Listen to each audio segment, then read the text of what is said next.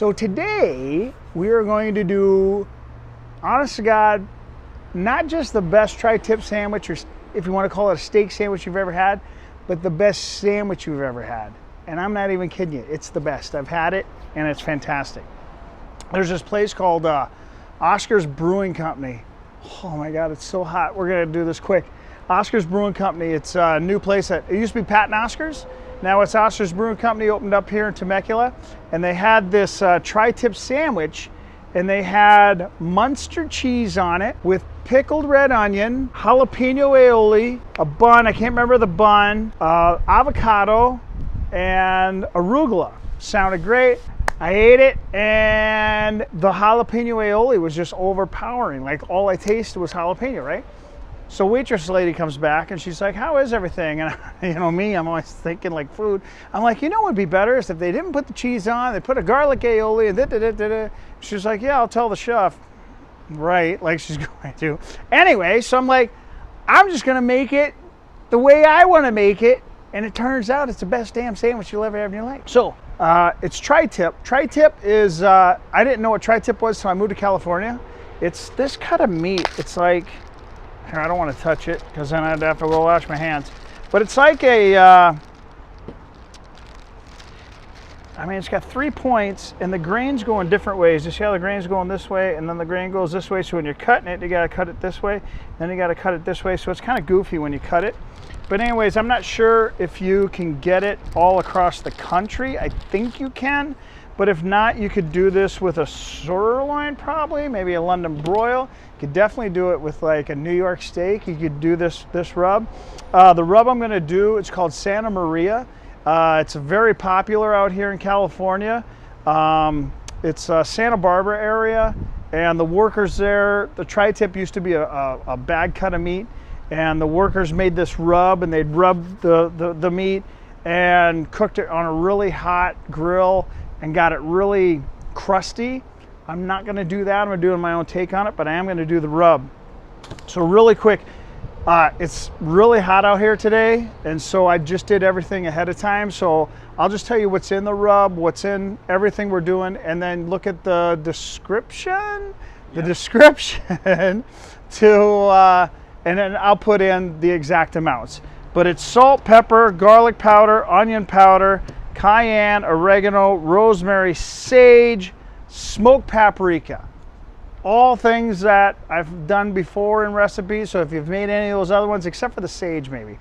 And then the other thing is, instead of a rub, oh, I did forget something. Shite! I thought I had it for sure this time. Give me 2 seconds, I need olive oil. So instead of doing a rub, I'm gonna do kind of a paste. So I've got the rub right here, but I'm gonna put olive oil in it and make it into a paste. Oh, I am. One of these times I'm gonna make it one episode where I don't forget anything. So I don't know how much oil to put in, but just kind of put enough in and use olive oil because I don't want a neutral flavor. I want this to actually add flavor. And I think I added too much. No. You just wanted a paste. I don't want it like a marinade. I kind of wanted a paste. I'm gonna go a little bit more than that, just a little. Okay, I would say that consistency. And then we'll just put it on here and let me taste it. Ooh, that's really good. Okay, so rub it in. Like I said, just want a little paste here. Flip her over. And the tri-tips, I bought this one trimmed and it still had over a pound of fat still on it on this side that I had to trim myself. And I paid $1 more a pound to get it trimmed. So it was $6.99 a pound. But the top was trimmed at least. I just didn't trim the bottom. All right.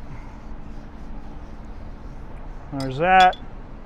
Throw it in the old bagger here. And then we'll take, God dang it. There's that.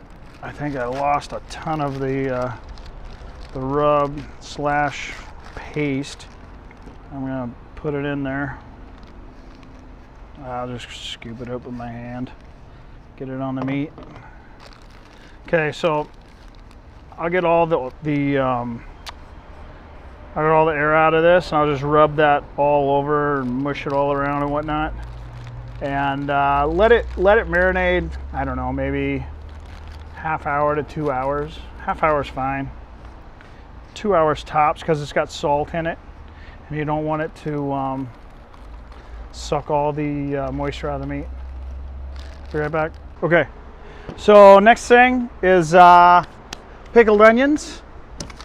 Red onion, one large red onion that I've already cut into very, very thin, I mean, as thin as you can get, little strips.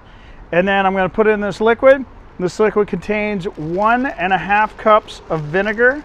Or no, I take that back. 1.25 cups of vinegar, half cup sugar, half cup salt.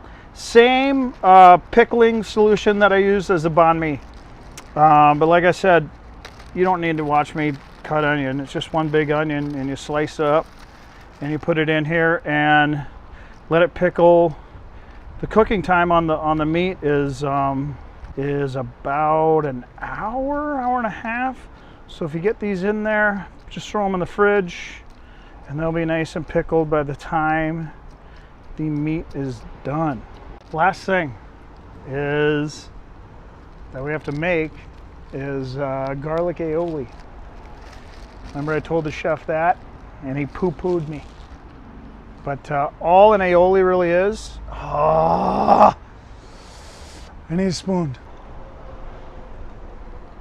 Ready? Mm-hmm. Okay, got the spoon. All right, I have 5 cloves of garlic in here. I use 5 large, minced. Mince them, not just chopped, minced. Very small chop. I got mayonnaise that's still cold, thank God. I'm gonna put about, I don't know, maybe a cup, 2 cups. I'll put that much for right now. And all an aioli is a flavored mayonnaise. That kind of looks like too much. I'm gonna put a half of a lemon in. Maybe not even a whole half. Get the seeds out. Just a little squeeze of lemon. Of course there's seeds. Yeah, I'll do a half. Oh my God, this lemon has like 5,000 seeds in it. It's pretty near 5,000 because I counted.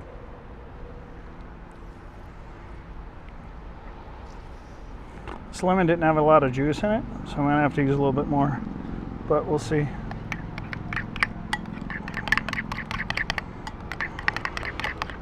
Like a half a pinch of salt.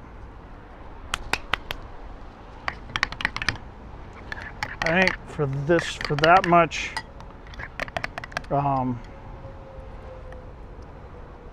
garlic, that's really good. Maybe just a little bit more mayo. Yeah, that'll be good. All right, perfect. So I don't know, cup and a quarter. Go by taste. About this much. Half a lemon, garlic, mayo, salt, different finger.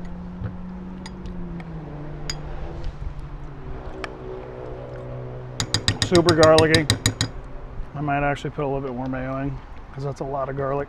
All right, that's good. All right, so aioli's done. Pickled onion's done. Tri-tip marinating, but I got one already going. Now, I'm doing Traeger. It's a rip-off of Traeger. It's a Z grill.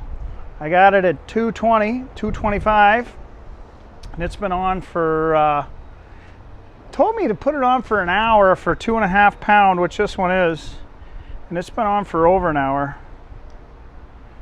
So let's check it. I want to take it off at 100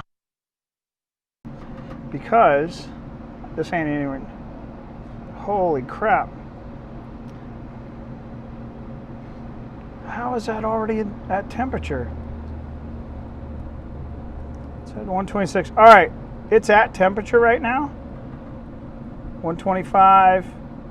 I wanted to take it off at 100. What I want is you cook it till about 110. I've got the, so I want to get a crust on it. So I got the grill going piping hot. So I'm just going to put the tri-tip on it for about 2-3 minutes each side till it gets up to about 130 degrees. Let it rest. We'll slice it thin. We'll make the sandwiches.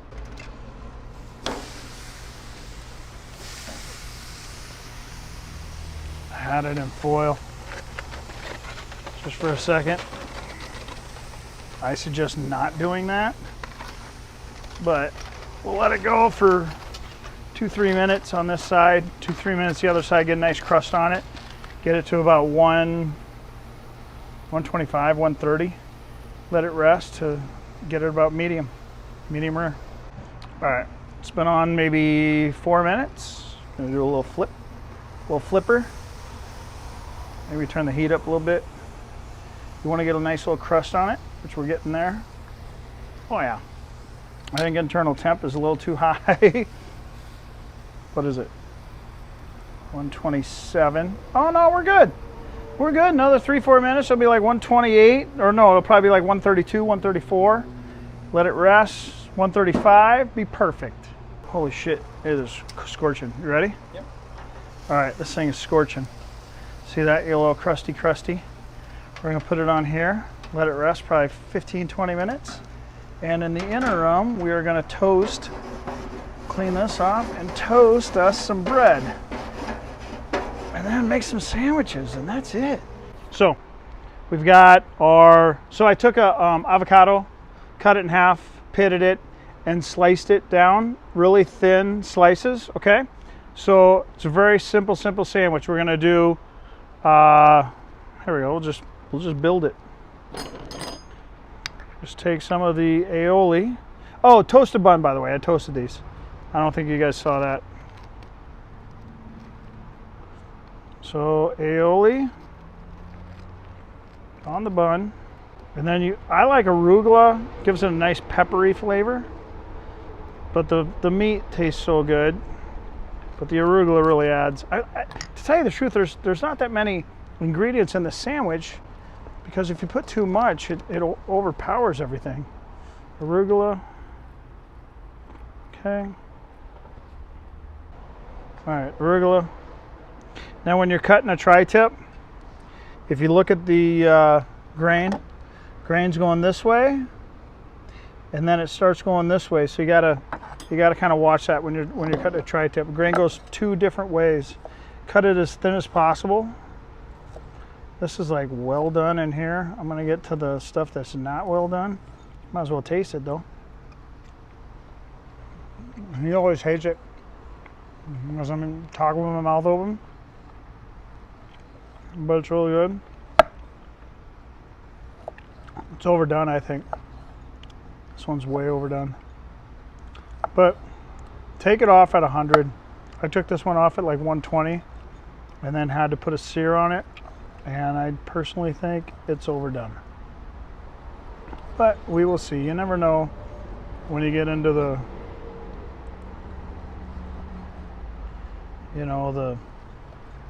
I mean, look. That's pretty much well done. Shit.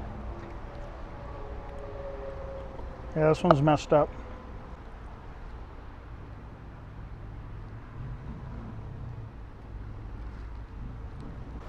Then the pickled onions. Seems like a lot of meat, but whatever. Pickled onions are key.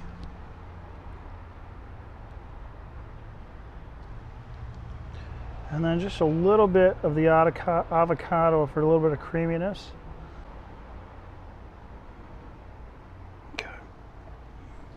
Okay. Now a cutter.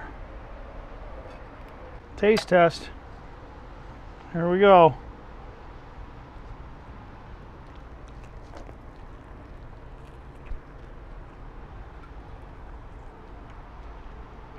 If you make this,